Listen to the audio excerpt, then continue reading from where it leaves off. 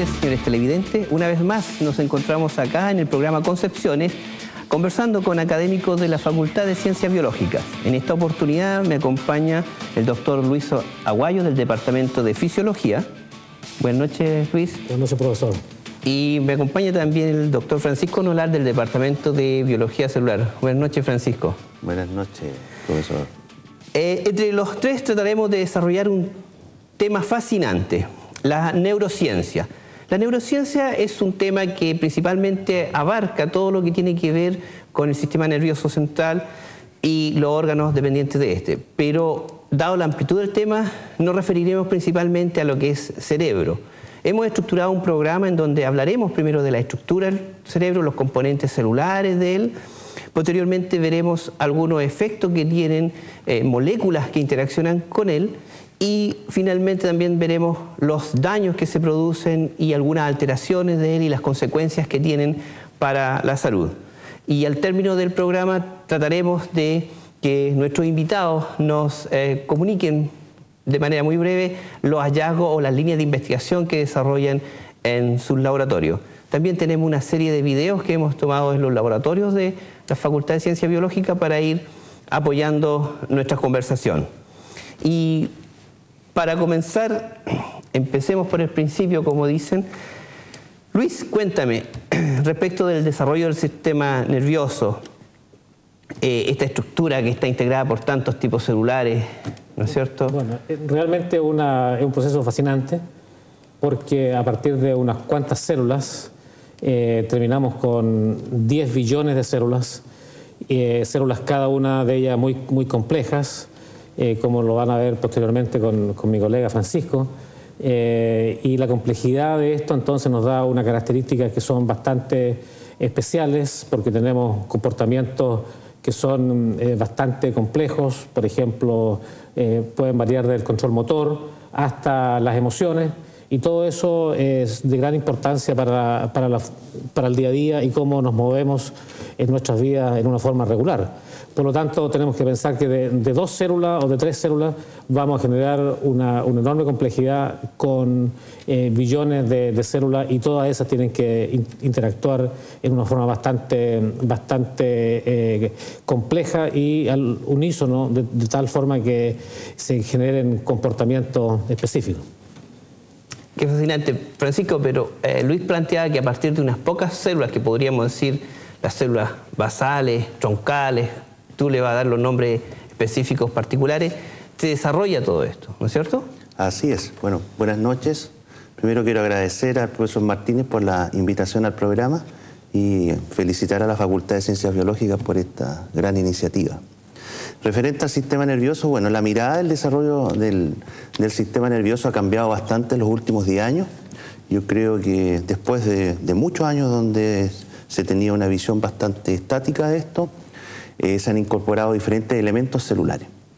Y en términos muy resumidos, el sistema nervioso, ¿cierto?, se forma a partir de una capa germinal que está en la espalda de los embriones y se forma un tubo. Y a partir de ese tubo se van diferenciando las células troncales.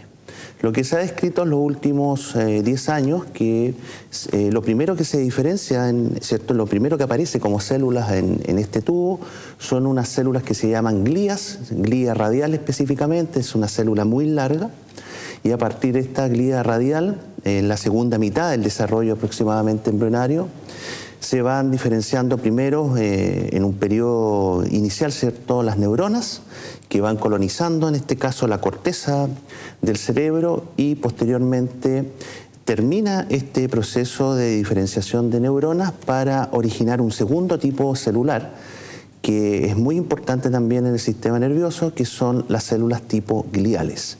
Por lo tanto, la visión del sistema nervioso actualmente es una visión muy integrada, lo que no se tenía hace algunos años, que es la función neuronal y la función glial como una única estructura que potencia la función cerebral total.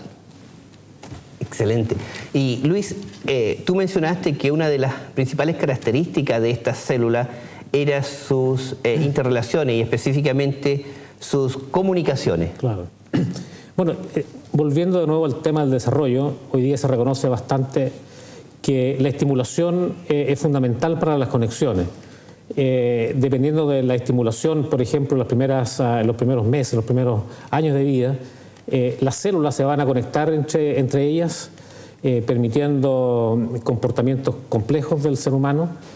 Y la falta de estimulación, por otro lado, va a impedir que las comunicaciones ocurran, causando una enorme cantidad de buenos efectos y también de efectos bastante contrarios al desarrollo. Por ejemplo, lo más probable que un individuo que desarrolle capacidades de inteligencia es porque a tempranas edades tuvo una estimulación bastante favorable y en algunas situaciones por enfermedades, alteraciones genéticas, por ejemplo, se produce una pérdida de comunicación y al perderse las comunicaciones hay déficits atencionales, también pueden haber problemas de demencia, etcétera. Entonces las comunicaciones y la estimulación van bastante de la mano y acá participan activamente tanto la glía, como mencionaba Francisco, y la neurona en una forma bastante asociada y formando solamente una unidad de trabajo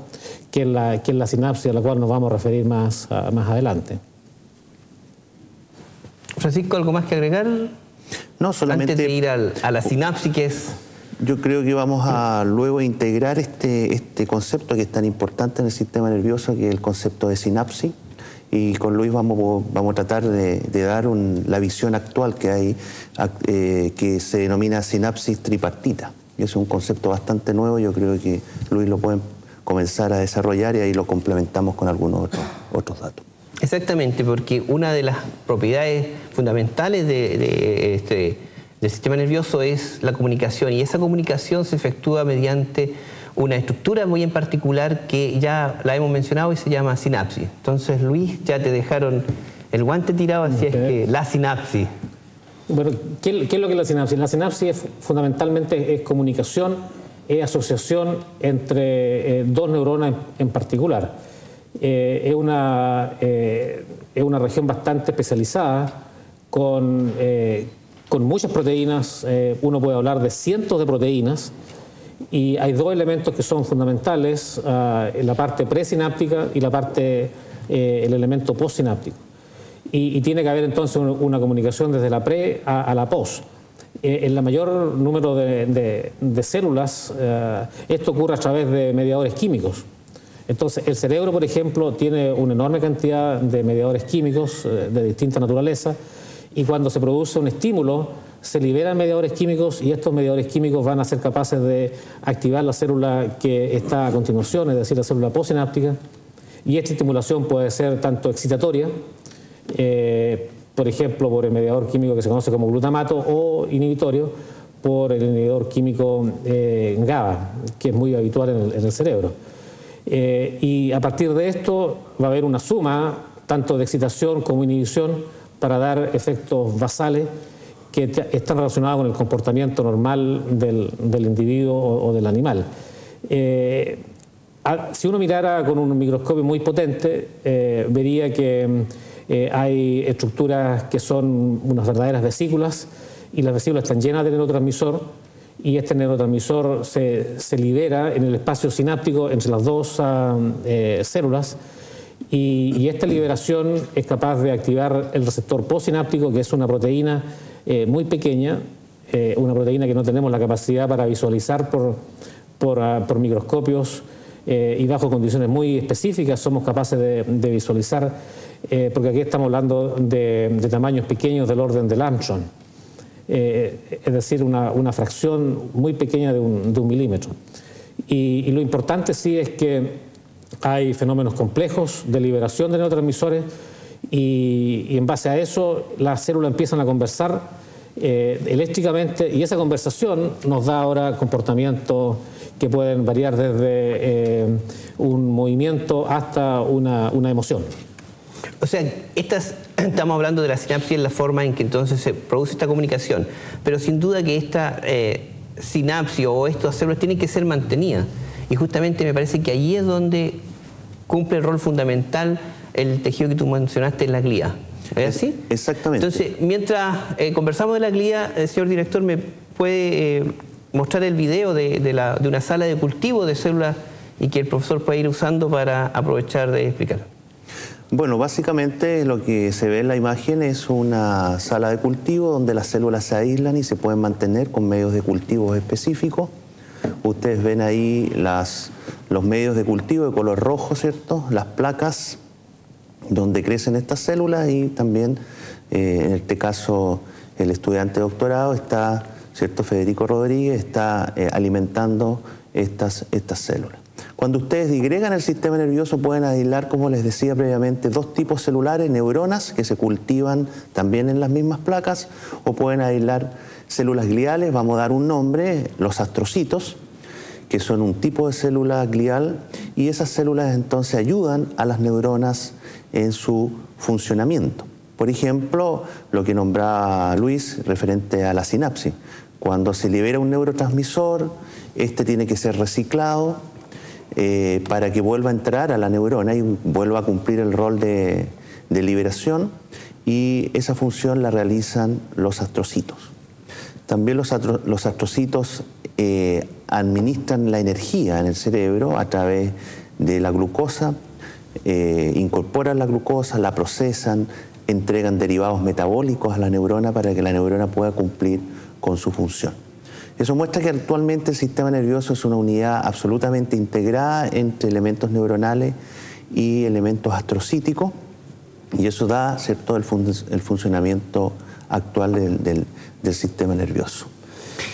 Me parece estupendo. Es decir, tenemos un conjunto de células que son las que transmiten los impulsos, transmiten lo que decía Luis, las sensaciones o la necesidad de realizar algún hecho, y un sistema que mantiene la estabilidad de esta célula, la mantiene viable.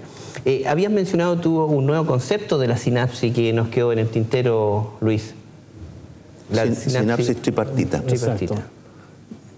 Hasta hace algunos años atrás se pensaba que la sinapsis era fundamentalmente neuronas, la parte presináptica y la postsináptica, pero hoy día se incorpora el tercer elemento, que es la glía. Y la glía en cierta forma está envolviendo la sinapsis, y a través de este elemento de protección y de apoyo logístico, si tú quisieras, está produciendo una parte importante de la mediación química y también eléctrica, de forma que uno puede modificar la función de la sinapsis a través de la modificación de la glía. La glía, a través de los procesos de la toma del neurotransmisor, de la liberación del neurotransmisor, de movilizaciones de calcio intracelular, por ejemplo, es capaz de participar activamente en el proceso ya activo de transmisión. Por lo tanto, si uno elimina la glía, la sinapsis se va a modificar de una forma bastante intensa, bastante importante, produciendo alteraciones que no van a ser, que van en contra de la naturaleza propia de la sinapsis, impidiendo la transmisión sináptica. Entonces, hoy día es fundamental ese concepto, y el esquema ha cambiado bastante. Bien, me parece excelente. Ya hemos visto la estructura de este sistema. A vuelta de comerciales hablaremos de cuáles son los efectos de algunas moléculas sobre este fascinante sistema.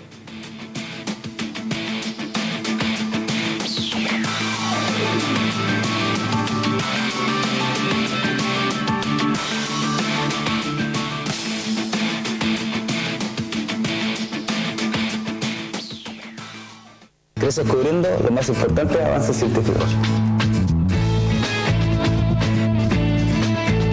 Crece en un entorno natural y acogedor. Crece con el prestigio y la experiencia ganados desde 1919. Crece con 86 carreras. Crece con talento, vocación y excelencia. Crece. Ingresa a la Universidad de Concepción. www.udec.cl. Ahora, las noticias de tu región están mucho más cerca de ti. Compra el Diario de Concepción en tu kiosco por solo 200 pesos de lunes a sábado y 300 pesos los domingos. O bien, exígelo junto al diario La Tercera. Lee las noticias que a ti más te interesan en el Diario de Concepción, comprometidos con la refundación de nuestra región. Y volvemos con los últimos números del Kino. 16, 16. 16. Vamos, 21. 21. Vamos, 22, 22. 22. Bien. Y el último número es... 24, 24. 23. Casi. ¡Felicitamos al nuevo millonario de Kino! ¡No se vaya! Porque ahora vamos con los 14 números del gordito millonario. Y los 3 últimos números son... 21, 21, 22. Y el último es... 24. Ahora Kino, además del pozo millonario de siempre, viene con un gordito de 100 millones fijos en todos los sorteos. Kino, más opciones para ser millonario. Mi gordito.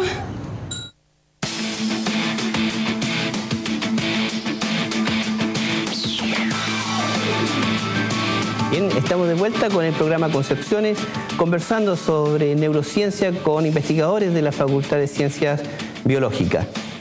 Conversábamos recién sobre la estructura del sistema y más o menos quedó claro cómo funcionaba. Ahora iremos a ver cómo es que se produce algunos efectos de moléculas externas o moléculas internas también, y cómo esto eventualmente también se va a traducir en alguna patología, en alguna enfermedad. Y vamos a topar hacia el final cómo es que esto podría llegar a producirse algún crecimiento tumoral. Entonces, Luis, en realidad en el comportamiento humano hay un montón de moléculas que uno podría pensar de que tienen efecto a otro nivel, pero sin duda que sus efectos son a nivel del sistema nervioso central, específicamente el cerebro, ¿no es cierto? Bueno, el cerebro por su complejidad es el blanco de un número de moléculas y que van desde efectos terapéuticos a efectos tóxicos. Y una molécula que nos interesa a nosotros y le interesa ya por muchos miles de años a los individuos pasa por el alcohol. El alcohol es una sustancia química muy simple y todos conocemos que el alcohol puede modificar el comportamiento humano y el comportamiento es modificado por el alcohol fundamentalmente alterando la sinapsis. Habíamos dicho que la sinapsis era el lugar donde se producía la comunicación pre y postsináptica.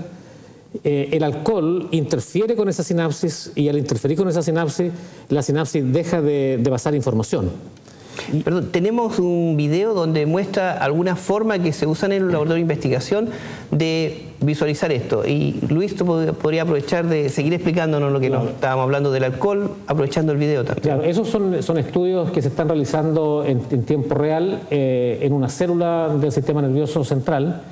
Y acá Gonzalo, un estudiante del doctorado, está registrando células con un equipo bastante sensible.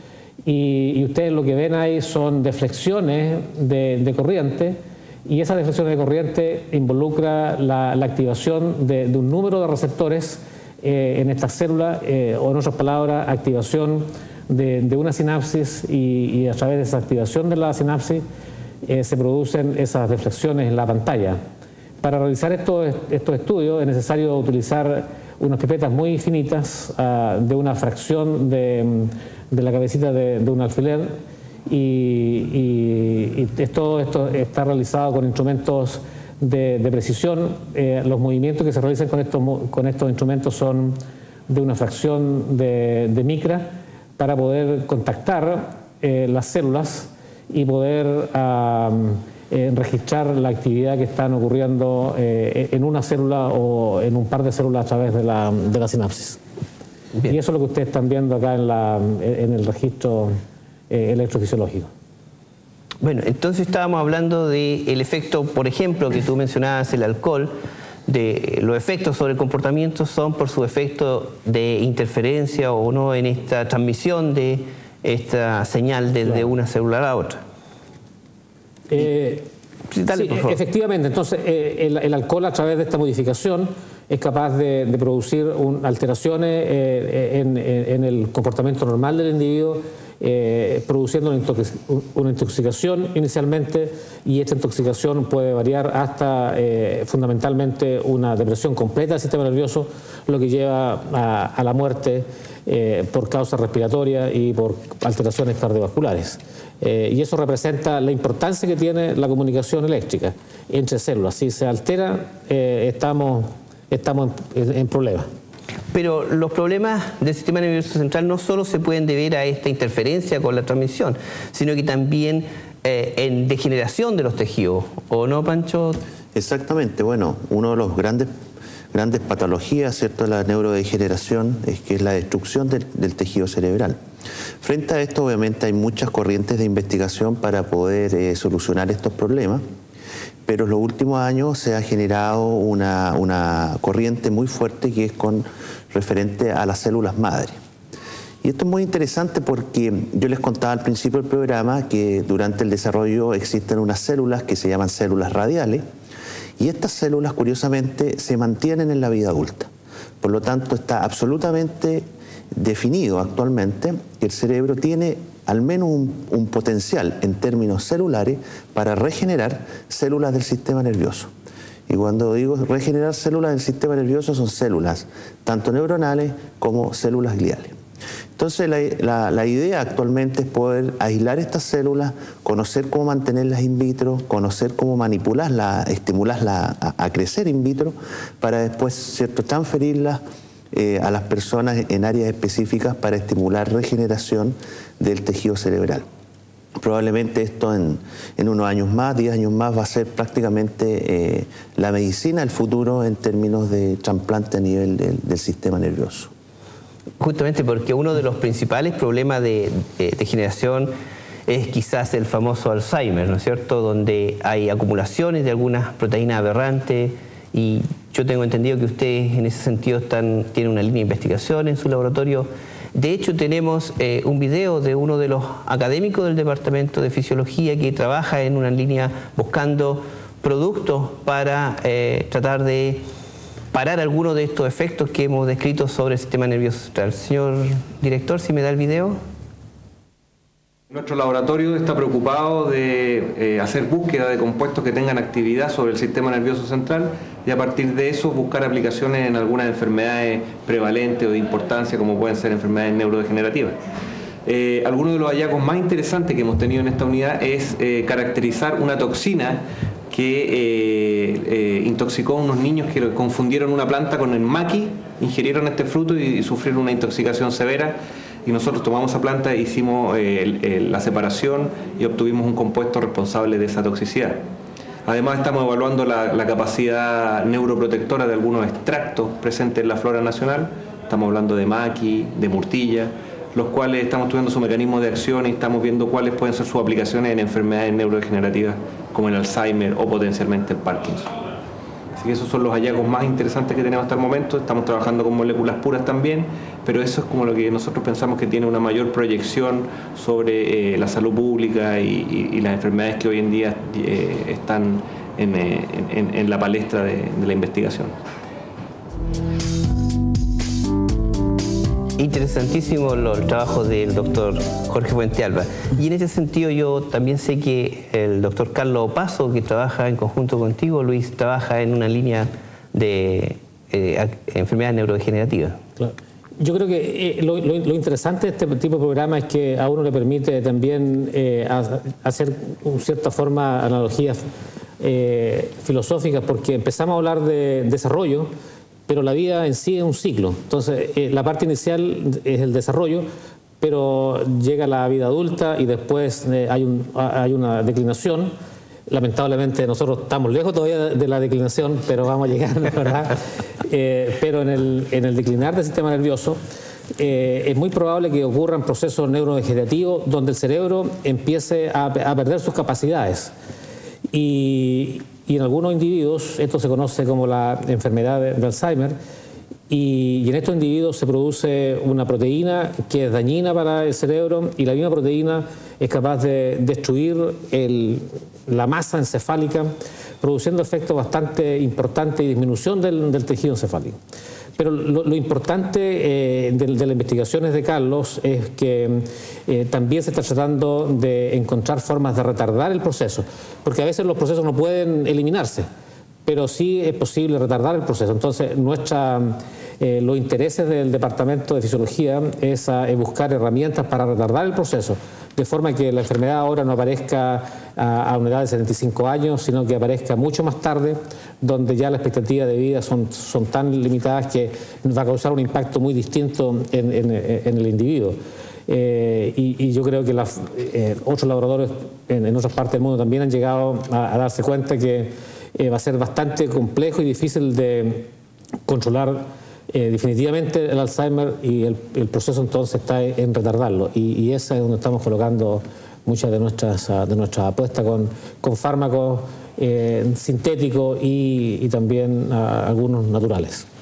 Bien, ha avanzado el tiempo más rápido de lo que pensamos, y quisiera, antes de terminar, poder pedirle a Francisco que nos cuente, mientras vemos un video que tenemos de microscopía confocal, que nos cuente digamos, la infraestructura de cuál dispones tú para... Bueno, en nuestro departamento hay un centro de imágenes que va a ser potenciado con un proyecto actualmente de CONICYT, que está en el rango de los $4 millones, recientemente aprobado. Es un microscopio confocal que puede generar imágenes que dan una tridimensionalidad y una proyección, movimiento también. Se pueden localizar varias, ahí hay un polen, ¿cierto?, que está reconstruido tridimensionalmente, y eso obviamente nos permite a nosotros como Departamento de Biología Celular estar prácticamente en lo más top en términos de microscopía a nivel mundial. En nuestro departamento hay varias líneas de investigación. El profesor Enríquez estudia la unión neuromuscular, o sea, cómo el sistema nervioso se comunica con los músculos. La profesora García está encargada del estudio de cómo la sensación de la glucosa se reconoce a nivel cerebral, lo que se llama el sistema sensor de glucosa. Y nosotros básicamente utilizamos estas técnicas para estudiar el desarrollo del sistema nervioso y su diferenciación y mantención a nivel adulto, y para ello estudiamos una molécula que tiene diferentes funciones en el sistema nervioso, que es la vitamina C. A nosotros nos interesa mucho cómo la vitamina C potencia funciones de desarrollo cerebral, cómo estimula el crecimiento de la glía y de las neuronas. Excelente. Y me parece que ya estamos llegando al término de este segundo programa en neurociencia. Hemos logrado darle una pincelada nada más de todo lo que es lo que se hace en los laboratorios de investigación de la Facultad de Ciencia Biológica. Pero usted puede enviarnos sus consultas tvu@udec.cl. Estaremos atentos para poder responderlas con, por supuesto, la ayuda de mis colegas especialistas en el tema. Luis, te agradezco tu participación en el programa. Francisco, también mi agradecimiento por la invitación. Y a usted le dejamos invitado para nuestro próximo programa en la próxima semana. Buenas noches.